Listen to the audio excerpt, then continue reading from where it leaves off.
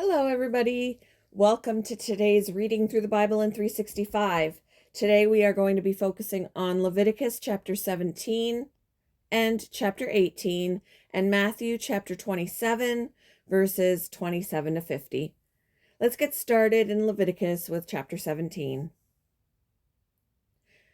Then the Lord said to Moses, "Give the following instructions to Aaron and his sons and all the people of Israel.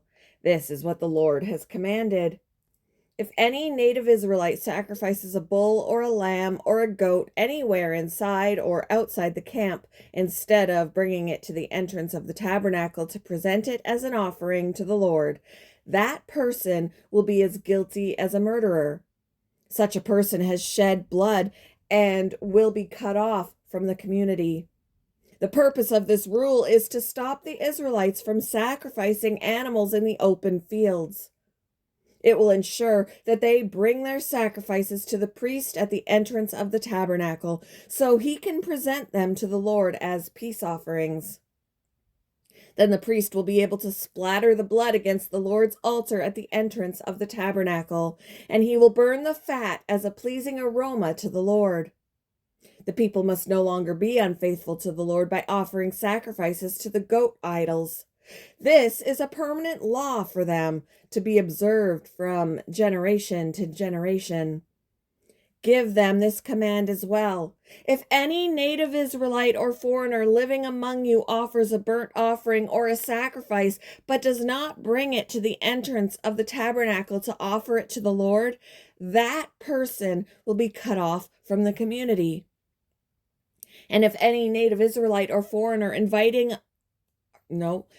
any native Israelite or foreigner living among you eats or drinks blood in any form, I will turn against that person and cut him off from the community of your people. For the life of the body is in its blood. I have given you the blood on the altar to purify you, making you right with the Lord. It is the blood given in exchange for a life that makes purification possible. That is why I have said to the people of Israel, you must never eat or drink blood, neither you nor the foreigners living among you. And if any native Israelite or foreigner living among you goes hunting and kills an animal or bird that is approved for eating, he must drain its blood and cover it with earth. The life of every living creature is in its blood. That is why I have said to the people of Israel, you must never eat or drink blood, for the life of any creature is in its blood. So whoever consumes blood will be cut off from the community. And if any native-born Israelites or foreigners eat the meat of and if any native-born Israelites or foreigners eat the meat of an animal that died naturally or was torn up by wild animals, they must wash their clothes and bathe themselves in water. They will remain ceremonially unclean until evening, but then they will be clean. But if they do not wash their clothes and bathe themselves, they will be punished for their sin. Chapter 18. Then the Lord said to Moses, "Give the following instructions to the people of Israel. I am the Lord your God. So do not act like the people in Egypt where you used to live, or like the people of Canaan where I am taking you. You must not imitate their way of life. You must obey all my regulations and be careful to obey my decrees, for I am the Lord your God. If you obey my decrees and my regulations, you will find life through them. I am the Lord. You must never have sexual relations with a close relative, for I am the Lord. Do not violate your father by having sexual relationships with your mother. No, do not violate your father by having sexual relations with your mother. She is your mother. You must not have sexual relations with her. Do not have sexual relations with any of your father's wives, for this would violate your father.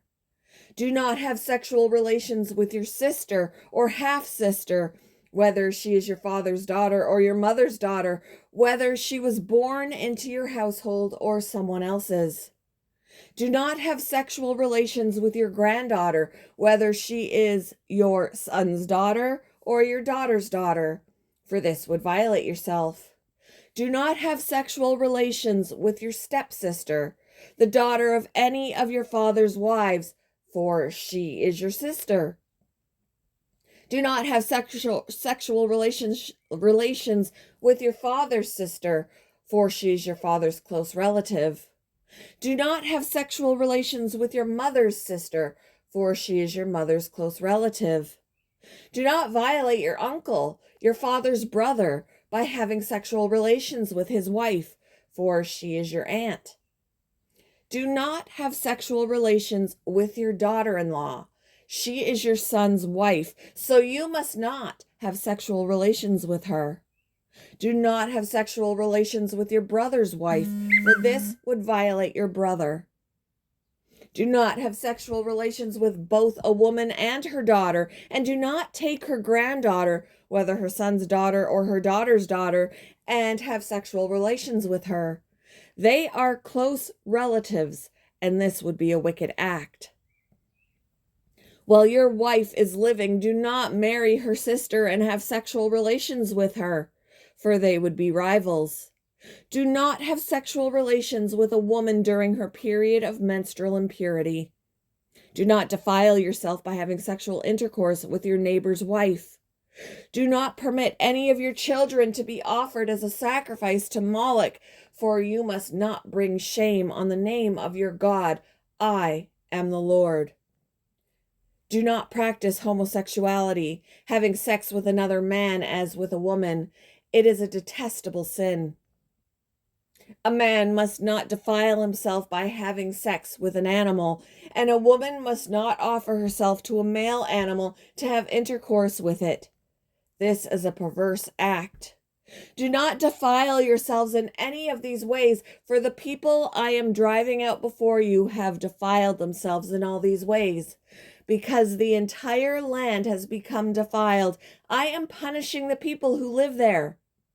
I will cause the land to vomit them out. You must obey all my decrees and regulations. You must not commit any of these detestable sins. This applies both to native-born Israelites and to the foreigners living among you. All these detestable activities are practiced by the people of the land where I am taking you, and this is how the land has become defiled. So do not defile the land and give it a reason to vomit you out, as it will vomit out the people who live there now. Whoever commits any of these detestable sins will be cut off from the community of Israel. So obey my instructions and do not defile yourselves by committing any of these detestable practices that were committed by the people who lived in the land before you. I am the Lord, your God. Moving on to Matthew chapter 27, verses 27 to 50. Some of the governor's soldiers took Jesus into their headquarters and called out the entire regiment.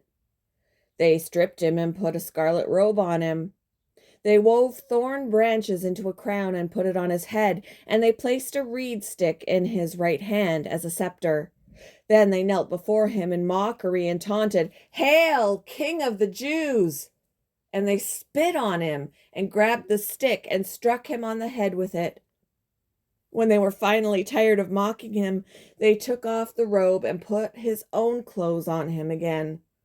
Then they led him away to be crucified. Along the way, they came across a man named Simon, who was from Cyrene, and the soldiers forced him to carry Jesus' cross. And they went out to a place called Golgotha, which means place of the skull. The soldiers gave Jesus wine mixed with bitter gall, but when he had tasted it, he refused to drink it. After they had nailed him to the cross, the soldiers gambled for his clothes by throwing dice. They sat around and kept guard as he hung there. A sign was fastened above Jesus' head, announcing the charge against him. It read, "This is Jesus, King of the Jews." 2 revolutionaries were crucified with him, one on his right and one on his left. The people passing by shouted abuse, shaking their heads in mockery. "Look at you now," they yelled at him. "You said you were going to destroy the temple and rebuild it in 3 days. Well, then, if you are the Son of God, save yourself and come down from the cross." The leading priests, the teachers of the religious law, and the elders also mocked Jesus. "He saved others," they scoffed, "but he can't save himself. So he is the King of Israel, is he? Let him come down from the cross right now and we will believe in him." He trusted God, so let God rescue him now if he wants him. For he said, "I am the Son of God." Even the revolutionaries who were crucified with him ridiculed him in the same way. At noon, darkness fell across the whole land until 3 o'clock. At about 3 o'clock, Jesus called out with a loud voice, "Eli, Eli, lema sabachthani," which means, my God, why have you abandoned me?" Some of the bystanders misunderstood and thought he was calling for the prophet Elijah. One of them ran and filled a sponge with sour wine, holding it up to him on a reed stick so he could drink. But the rest said, "Wait, let's see whether Elijah comes to save him." Then Jesus shouted out again, and he released his spirit. At that moment, the curtain in the sanctuary of the temple was torn in two from top to bottom. The earth shook, rocks split apart, and tombs opened. The bodies of many godly men and women who had died were raised from the dead. They left the cemetery after Jesus' resurrection, went into the holy city. They left the cemetery after Jesus' resurrection, went into the holy city of Jerusalem, and appeared to many people. The Roman officer and the other soldiers at the crucifixion were terrified by the earthquake and all that had happened. They said, "This man truly was the Son of God." And many women who had come from Galilee with Jesus to care for him were watching from a distance. Among them were Mary Magdalene, Mary, the mother of James and Joseph, and the mother of James and John, the sons of Zebedee. As evening approached, Joseph, a rich man from Arimathea, who had become a follower of Jesus, went to Pilate and asked for Jesus' body, and Pilate issued an order to release it to him. Joseph took the body and wrapped it in a long sheet of clean linen cloth. He placed it in his own new tomb, which had been carved out of the rock. Then he rolled a great stone across the entrance and left. Both Mary Magdalene and the other Mary were sitting across from the tomb and watching. I went a little further than I was supposed to, guys.